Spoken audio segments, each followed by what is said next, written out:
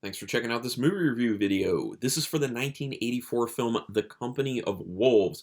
It's my first time seeing this film, and I don't think it's going to be my last because I quite enjoyed this one. And this is one that I haven't really heard it talked about much.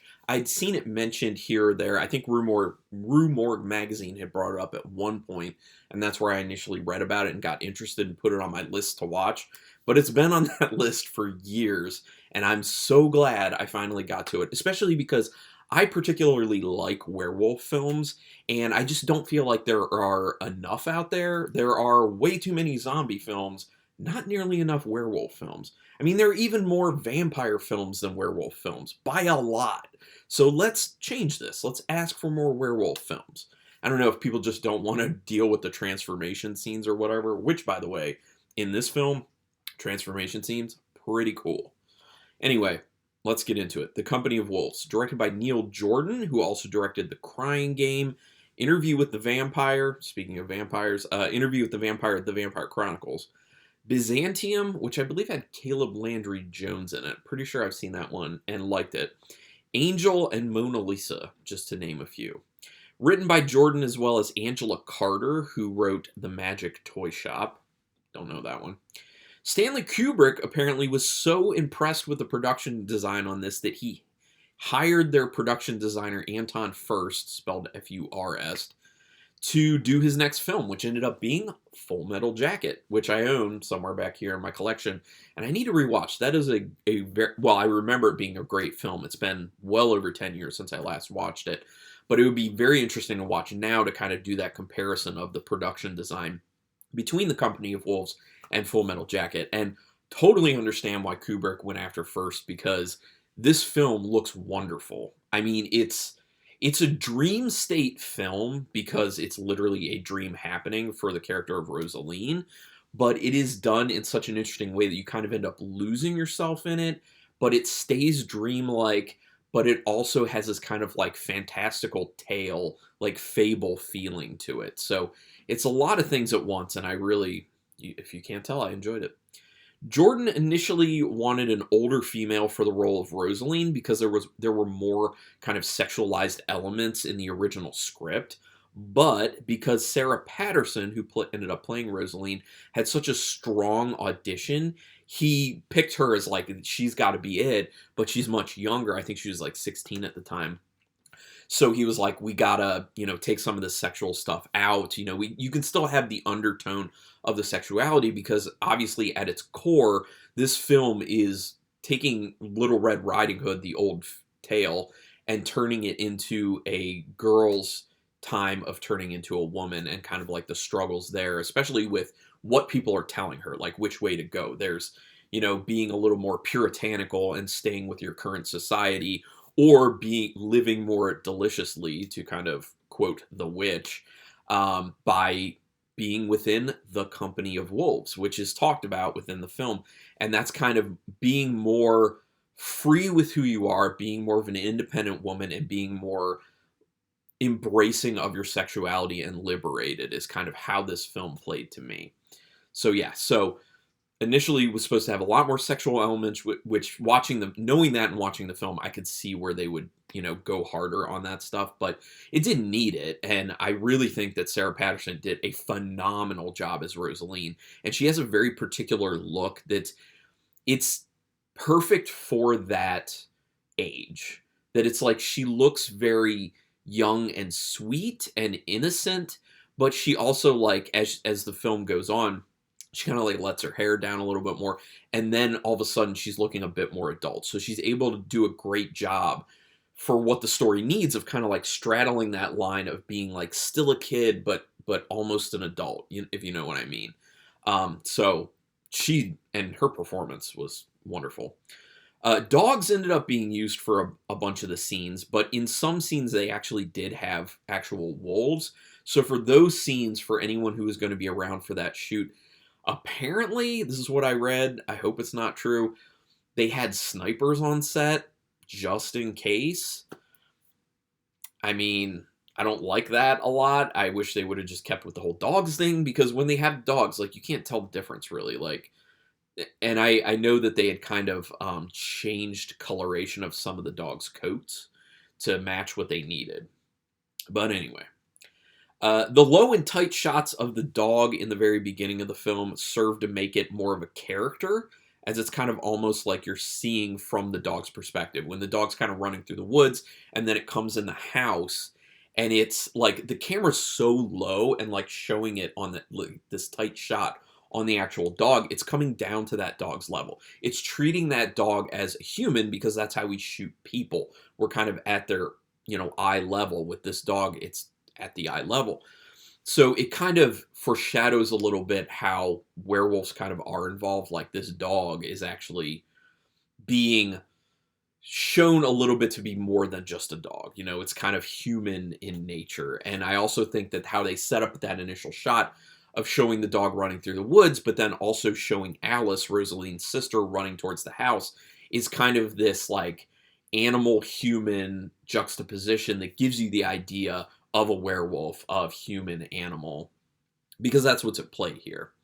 But it's also about misunderstanding as far as those wolves. I'm just going to call them wolves because they're not talked about as being werewolves, even though they technically are. I'm just going to call them wolves because that's what they call them in the film. Alice running through Rosaline's shattered dream is extremely surreal and very horror-driven. I love the way this looks. I mean, this goes back to the production design being so amazing. It looks wonderful. Like it looks like a fairy tale, especially like Alice in Wonderland, which I think it was supposed to be for the character of Alice, because that's why they named her Alice. You see those large mushrooms. Everything's kind of like too large. Everything looks, I don't want to say quite cartoon-ish, but a little bit, surreal and fantastical. I just love that scene. And there are those little like horror type elements to it with, the wolves in there, and the fact that they have those glowing eyes, and, how dark some of the sets are, and, like spider webs in certain areas. It's just really well put together. And the glowing eyes with the wolves that they did, menacing, quite menacing. I like that. When Alice's funeral is happening, they make a point of showing a toad sitting on top of her coffin when they're shoveling dirt in. Now, toads are kind of this old school symbol of evil. So that's kind of a foreshadowing of evil coming. Evil having been involved in the death of Alice, and that evil basically being the wolves, like the human/wolf hybrid that's at play in the film. Granny, played by Angela Lansbury, by the way, for anyone who's into Murder, She Wrote, it's nice to see like a familiar, warm face in Angela Lansbury, and her performance was really good. Granny's warning about wolves that are hairy on the inside can be seen as a werewolf or bad person hiding their inner wolf. So it kind of works in two ways. For the purpose of the fantastical elements of the story, it's about look out for these people who are hairy on the inside, because the wolf literally comes out of them. Like they are a wolf on the inside, the wolf comes out. That's why they're hairy on the inside.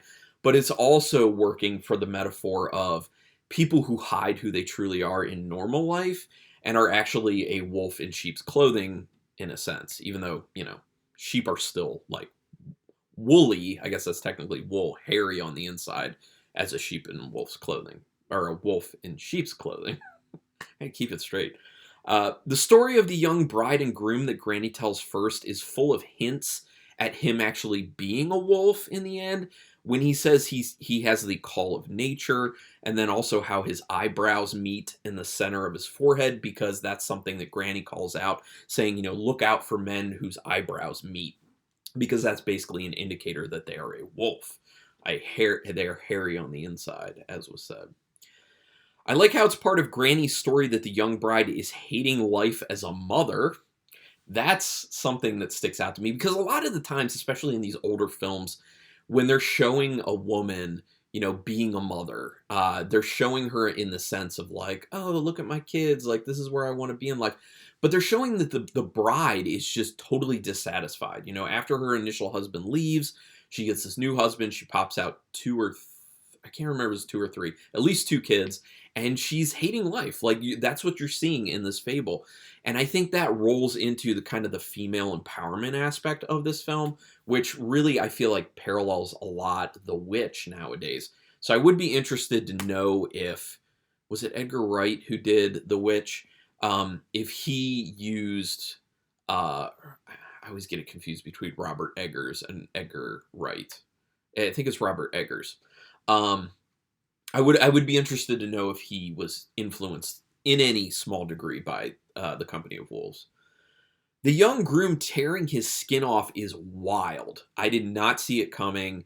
And then how the snout ends up popping on that skinless face. I mean, I was in awe. Like, I did not expect practical effects like that, especially because the way this film looks in the beginning, it looks very like British TV movie type, especially with the fact that all the sets look like sets. You know, they look like they're shot at a studio on a soundstage. Like, they really look that way.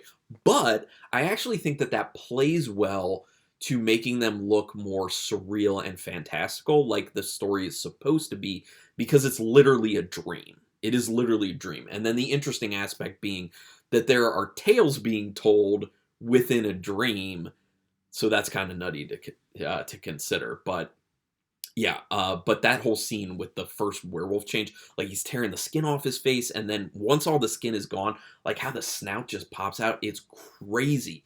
Practical effects in this were quite good, especially considering the time period. Now, granted, this is after American Werewolf in London, so that's probably why people didn't really see these practical effects and be like, oh man, that's pretty awesome, because they were like, I mean, The Howling and American Werewolf in London came out years prior, and their stuff was like way better. So this should not be overshadowed. Still did a wonderful job, and I was very surprised with it.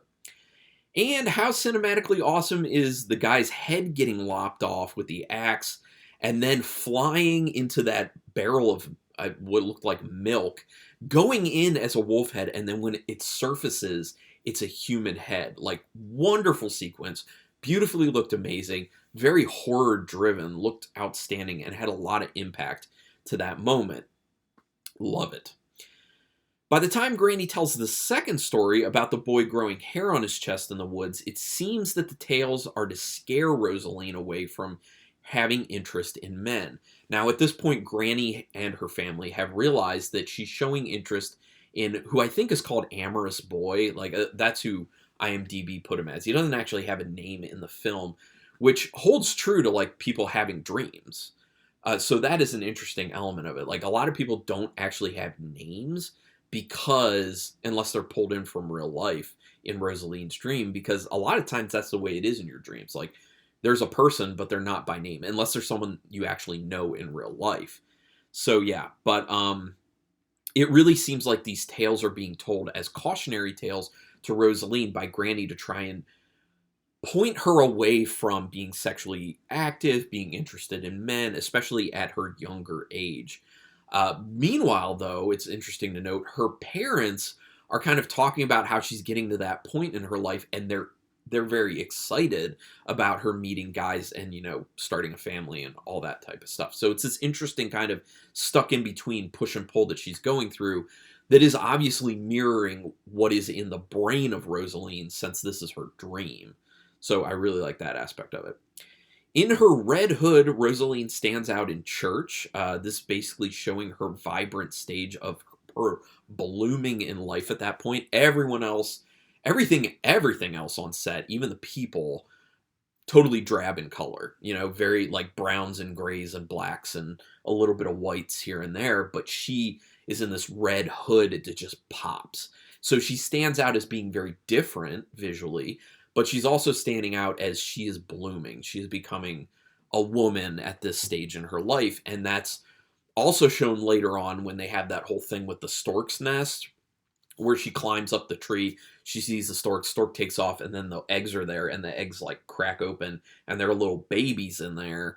And then there's also shown an actual flower that starts to have red color come to it. So red is used a lot to kind of show that she's maturing, which I'm assuming is in connection to her getting her period.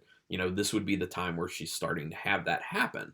So very, very interesting. And then also consider during that same stork sequence where it's like the red lip gloss she finds, and she, you know, dips it in and puts it on her lips. And that's also showing interest in being in a relationship, because from a scientific standpoint, it's been shown that when people are interested in one another, when they're talking, their lips become more red. And that's kind of something, I think that's where lipstick got its origin, and lip gloss is, especially with being red, from, showing interest, in the very olden days of, you're going to meet someone who may be trying to court you, you put on red lipstick to kind of show interest in a sense. You can see Granny's tales have gotten to Rosaline when she's very hesitant to kiss the boy in the woods when they go off together, because she seems very interested at first to spend some time with him. But then you see that hesitation as he wants to, be interested in her. And at that point, we've heard these tales from Granny and they're very cautionary. So you're kind of like, oh, I see it's starting to kind of get to her. The little babies in the stork eggs that she finds are an odd scene. I already talked about it, but it's an odd scene. I suppose it's showing her hitting a stage of fertility as she puts on her red lip gloss. Yes, I mean, that one, of all the kind of metaphors and symbolism within the film, that's probably the strongest, the most, like, hit you in the face. The tale that Rosaline tells with the people at the wedding turning to wolves is nightmarish. It is wonderfully nightmarish. I love the way it's shot. So, so nice. And the note that they were eating and note that they were eating and drinking a bit ravenously before they started turning to wolves. Like, that kind of being the idea of they were already inside wolf-like people.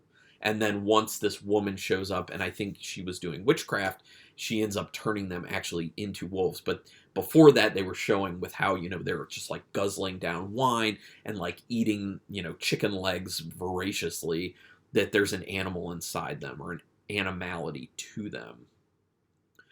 The woman who showed up just ended up bringing what was on their inside outward, basically. They were in the company of wolves all the time.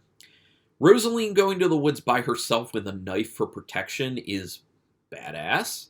Totally badass. That's after she even knows that there are wolves around. That's after she saw the situation with her father, who killed the wolf, cut off its paw, and then it turned into a human hand, and he brings it home to show, and then they throw it into the fire. So that's after this, and she still goes into the woods because she's going to go find Granny. And then she comes across this very nice-looking man who I think she's a bit suspicious of him and may have suspicions that he potentially is actually a wolf or wolf person, or however you want to put it. Hairy on the inside, let's say that.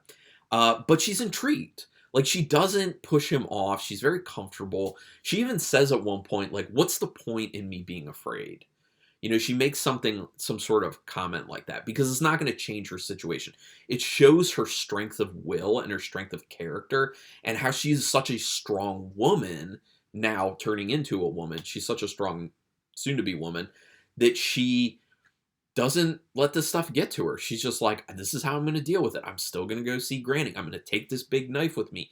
The amorous boy offers to come with her for protection. She doesn't need that. She literally says, I got this knife. I'm fine. I don't need the protection of a man. I'm becoming an adult. I'm becoming my own person, and I can look after myself because that's who I am. Pretty awesome.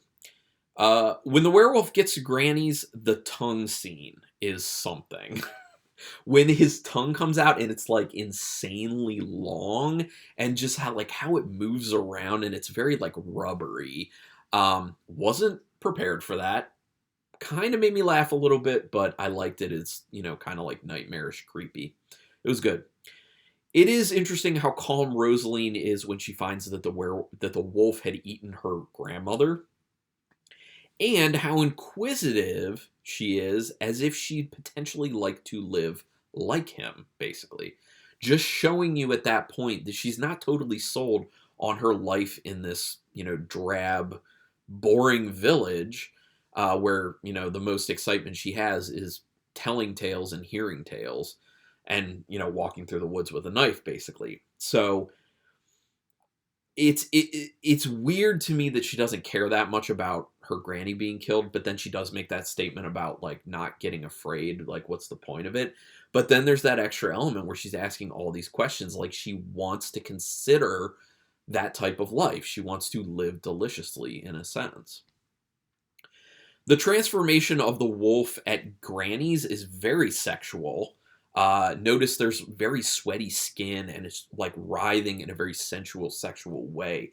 So I'm assuming that that's some of the sexuality that they were able to leave in there because it's the guy doing it and not Rosaline. But that is a very interesting scene. And I think it's kind of showing that going the way of living like the wolf is embracing like a liberated sexuality and the changes of a person's body in relation to Rosaline, what she's going through at that stage in her life. So just saying. The final story Rosaline tells about the wounded she-wolf is done in a very melancholy way, and I think it works really well. It gets very emotional. I felt slightly, not a lot, but slightly emotional with that story. It was really well done. The music really helped with that as well. It's a good story. It's a very good story.